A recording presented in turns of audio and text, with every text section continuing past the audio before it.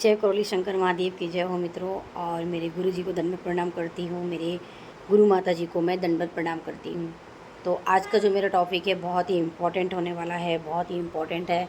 आप ये वीडियो पूरा वॉच कीजिए और पूरी देखिए। जैसा कि मैं आपको बताने जा रही हूँ कि पापी लोगों के साथ हमेशा बहुत अच्छा क्यों होते हैं, वो बहुत ज़्यादा तरक्की में क्यों होते हैं।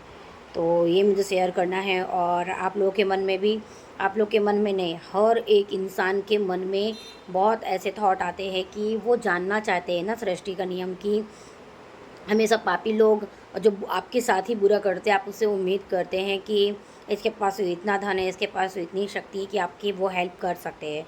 पर उनके साथ अच्छा क्यों हो रहा है, जबकि आप सबके लिए अच्छा सोचते हो, आपका दिल हृदय बहुत अच्छा है। आप उनके साथ रह कर ये सोचते हो काश ऐसा भगवान दिमाग और ऐसा सब पैसा मुझे भी दिया होता। ठीक है, तो मैं सबकी हेल्प करता, जो भी है ऐसा ही आप सोचते हो। और भगवान इसमें इतना क्यों प्रसन्न है। और आपके मन में हमेशा ऐसा आता है कि भगवान तुम इसके ये तो इतना बुरा है, बहुत ही कमीना इंसान है, ऐसा तक बोलते हो। फिर भी इसको आप इतना धन क्यों दे रहे हो। फिर आप भगवान से ही हाथ जोड़ करके कभी कभी निराश हो जाते हो और ये कहते हो कि भगवान मुझे आपकी पूजा पाठ नहीं करनी है, क्योंकि बुरे लोगों का आप साथ देते हो। और हम अच्छे लोग हैं, हमारी तरफ तो दुश्मन ही दुश्मन आते हैं। हमारी तो दोस्ती भी वो करते हैं तो भी भले का काम नहीं करते हैं, लेकिन वो हमें गाली ही दे के जाता है। और ऐसा भी हो जाता है कि हमारे साथ कभी कुछ अच्छा नहीं होता। हम किसी की मदद करते हैं तो पुलिस पीछे आ जाती है, हम किसी की मदद करने जाते हैं तो पैसे की हानि होती है, हम किसी की मदद करते हैं तो गाली ही मिलती है, हम किसी की मदद करते हैं तो पैसे का ही लॉस होता है, वगैरह वगैरह। मीन्स अब चलो इसी तथ्य में बात करते हैं। अगर मेरे से कुछ गलती हिंदी बोलने में हो जाए तो प्लीज़ क्षमा कीजिएगा, पर समझ जाइएगा, क्योंकि जो बोलचाल की जो भाषा होती है वो अलग होती है। मगर जब हम बता रहे होते हैं तब आप लोग को फिर रियलाइज़ होता है यहाँ पे कुछ गड़बड़ हिंदी हो, तो आप समझ जाइएगा। ठीक है, जहाँ पे भी गलती है मुझे क्षमा कीजिएगा। जो सब मुझसे बड़े हैं मुझे छोटे समझ के माफ़ कीजिएगा। इसलिए मैं हर वीडियो में माफ़ी ज़रूर मांगती हूँ। और कमेंट कीजिएगा, कमेंट में आपको बताऊंगी। और यहाँ पे मैं एक कमेंट कर देती हूँ। उन्होंने एक ने कहा था अमावस्या के लिए कोई बच्चा पैदा हुआ है तो अच्छा है। इस चीज़ के लिए भी मैं एक वीडियो ज़रूर बनाऊंगी। पर ऐसे कमेंट आप ठीक है कर देते हैं, पर ऐसा ही चीज़ किसी बाबा के पास है जिनको ज्ञान ना हो, आपके आसपास ऐसे सास ससुर हैं कि वो बहुत रूढ़िवादी विचारधारा में है, तो प्लीज़ ऐसे ऐसे लोगों से बचो और ऐसे क्वेश्चन ना करें। मैं तो बहुत अच्छा आपको समझाऊंगी। मैं इंसानी दुनिया में चलती हूँ, इंसान की भावनाओं की कदर करती हूँ। पर ऐसे ही शब्दों को किसी और से कभी ना पूछें, है ना। जो शब्द आपने मुझसे पूछे हैं कि क्या बच्चा अगर अमावस्या को पैदा हुआ है तो क्या वो शुभ है। देखो, बच्चा हो या कोई जानवर का बच्चा क्यों ना हो, ठीक है, कभी भी पैदा होने की तिथि नहीं होती भगवान की तरफ से, ना ही वो मरने की तिथि होती। तो हर दिन हर समय हमारे हिसाब से है। ठीक है, शास्त्र के अकॉर्डिंग चल रहा है, ये दुनिया पृथ्वी चल रही है। इसका ज्ञान हमें खुद भी पता नहीं, हम ज्ञान खुद इकट्ठा कर रहे हैं। तो शुभ अशुभ जैसी कोई बात नहीं है पैदा होने और मरने की। अगर ऐसा ही निश्चित हो कि अमावस्या को लोग मरते हैं तो अशुभ है, पैदा होने वाला जो अमावस्या को अशुभ है, ऐसा कुछ नहीं। आप अपने मन में ऐसा कुछ मत रखना, सब शुभ दिन है। जिस दिन आपके घर में खुशियाँ आए उसी दिन आपका शुभ दिन है। अगर लक्ष्मी आपके दिन अमावस्या को आ जाएगी तो आप बोलोगे शुभ दिन है, तो लक्ष्मी क्या फेंक दोगे? नहीं ना। इसलिए हर चीज़ ऐसा मत कीजिए जो चीज़ आपको दिखाई नहीं देती, शुभ अशुभ वाली चीज़ें। ठीक है, तो ये मैंने बोला, लेकिन इस चीज़ के लिए भी मैं विस्तार से वीडियो ज़रूर बनाऊँगी। ठीक है, और कैमरा थोड़ा हिल रहा है, मैंने रख नहीं रही हूँ, मैं फ़ोन हाथ पे पकड़ी हुई हूँ, तो इस चीज़ के लिए मैं सॉरी बोलना चाहूँगी। तो मेरा जो विषय है कि अच्छे लोगों के साथ हमेशा बुरा क्यों होता है, बुरे लोगों के साथ हमेशा अच्छा क्यों है। देखो, जो बुरे लोग हैं ना उनके पास बहुत कम पुण्य होते हैं।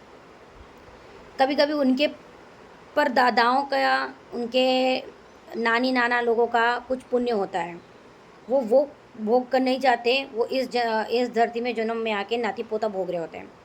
मगर जब वो दुष्कर्म कर रहे होते हैं, वो एक दिन उनका सर्वनाश बहुत ही बेकार तरीके से होना होता है कि उनके द्वारा वो पाप कराया जाता है, भगवान करवाते हैं, उनके दिमाग में बैठ जाते हैं कि तू ऐसा ऐसा पाप कर कि तेरे ये सब होने चाहिए। उनकी बुद्धि भ्रष्ट हो जाती है, क्योंकि लक्ष्मी आती है। अगर उनके लक्ष्मी खर्च करने का उनको सही ज्ञान नहीं दिया गया है तो वो लक्ष्मी ऑब्वियसली कि ख़त्म हो जाएगी।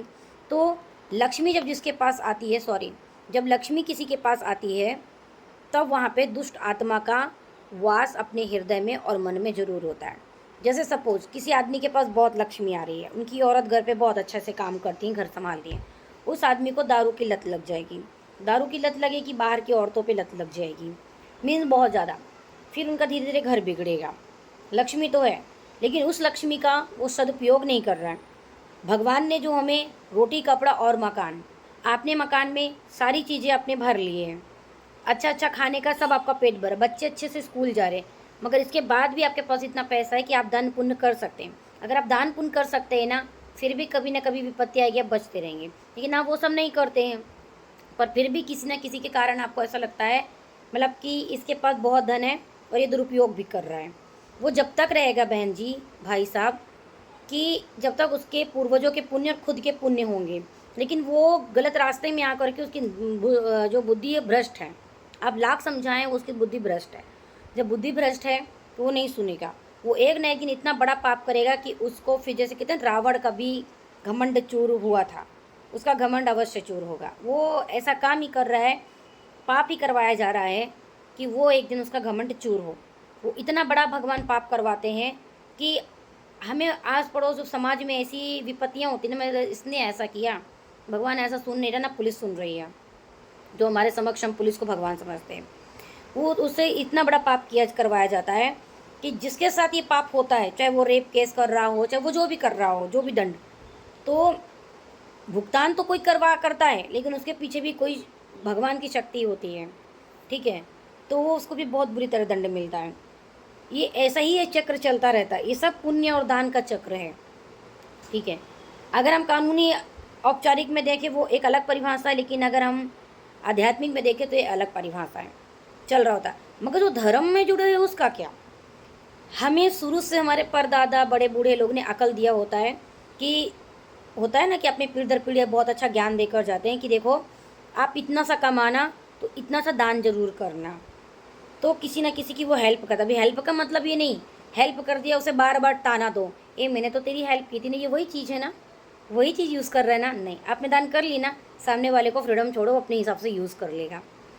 बार बार किसी को नहीं टोकना है। तो उसे दाल चावल आटा दे दिया, फिर उसको बार में पूछने जाओ तूने बनाया खाया, उसको दिया है वो अपने हिसाब से बना खा लेगा, आप उसे बार बार मत पूछो, ठीक है। यही आपका पुण्य, देने के बाद आप बार बार पूछोगे वो अच्छा नहीं, देने के बाद कपड़े पूछोगे, सिर्फ देखकर खुश हो जाओ, हाँ उसने आपके दिए हुई चीज़ पहना, उसने आपका दिया वो चीज़ यूज़ किया। कुछ लोग तो देते हैं और दे करके उसको बहुत प्रताड़ित करते हैं, अरे हम ना देते तो तेरा होता ही नहीं, ठीक है, ऐसा भी नहीं बोलना चाहिए।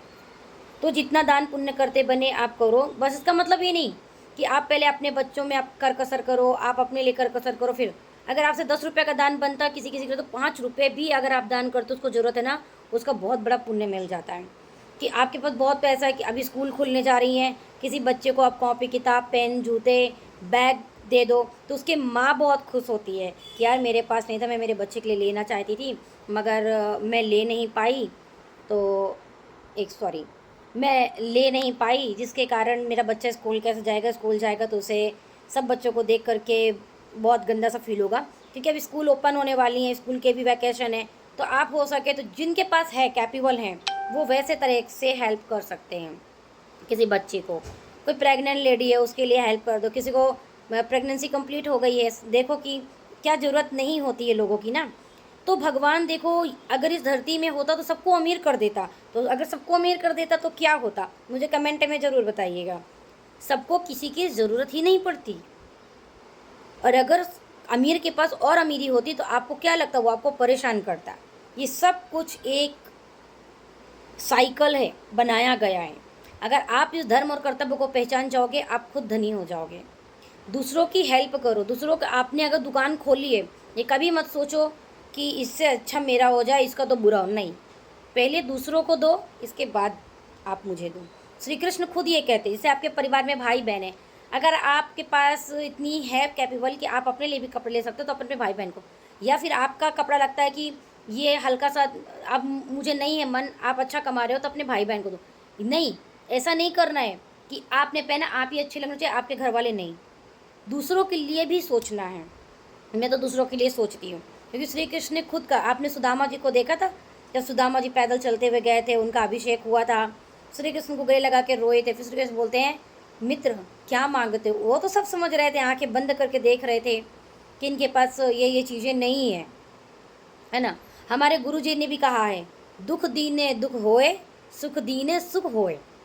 एक ही शब्द में कितना बड़ा रहस्य छुपा है। गुरुदेव ने बहुत सारी वीडियो में बोली, मुझे बहुत अच्छा लगा। तो श्री कृष्ण जब गले लगाए, फिर उन्होंने एक ही बात कहा कि मित्र तू झूठ मत बोल, मैं तेरे बारे में सब जानता हूँ। तो वो तो जानते थे भगवान है, पर वो मित्र समझते थे सुदामा जी। सुदामा जी ने यही कहा कि मित्र तुम मेरे लिए अगर महल बना दोगे तो हमारे गांव के लोग हमसे चिढ़ेंगे और मुझे घमंड आ जाएगा, और मैं इतने अच्छे राजमहल में रहूँ, मेरे आजू बाजू के लोग ऐसे, तो मैं इतराऊँगा, वो मुझे अच्छा नहीं लगेगा। तो वो बोले सबसे पहले मेरे जितने भी मित्र हैं, गाँव वासी हैं, आप सबका घर बनाओ, सबको अच्छे कपड़े, सबको अच्छे वस्त्र। तो पहले श्री कृष्ण ने विश्वकर्मा जी को भेज के पहले उनका घर बनाया, सबको दिया, भी बोले इसके बाद मुझे देना। बाद में उनका फिर घर महल बना, वो वहाँ के राजा हुए। तो ऐसी सोच अगर आप थोड़ा सा सोचोगे तो आपके पास धर्म तो रहेगा, कर्म भी रहेगा। आपने कर्म भी कर लिए, पुण्य भी कर लिए। 2 रोटी के लिए या 2 कपड़ों के लिए, आप अपने बच्चों के पालन पोषण के लिए कभी भी आप तरसोगे नहीं। मेरी वीडियो आपको पसंद आई हो तो प्लीज़ लाइक करना, सब्सक्राइब करना, सबके साथ दबा कर शेयर करो यार। शेयर करने में भी अगर आपको पुण्य मिलते हैं, बार बार देखने में भी आपको अगर मेरी वीडियो अच्छी लगती है, आप प्लीज़ बार बार देखें, सबको दिखाएं, सबको शेयर करें। क्योंकि आज के युवा पीढ़ी बहुत पीछे हो रहे हैं धर्म और कर्म से। तो अभी भी धर्म और कर्म जिंदा है, हमें आगे भी जिंदा रखना है। हमारा हिंदू धर्म सिर्फ मुट्ठी बराबर है, हमें हिंदू धर्म खूब बड़ा बनाना है। ठीक है, तो नेक्स्ट वीडियो में मैं आपके साथ फिर से मिलती हूँ। जब तक के लिए बाय बाय। मैंने कुछ गलती बोला तो प्लीज़ मुझे क्षमा कीजिएगा।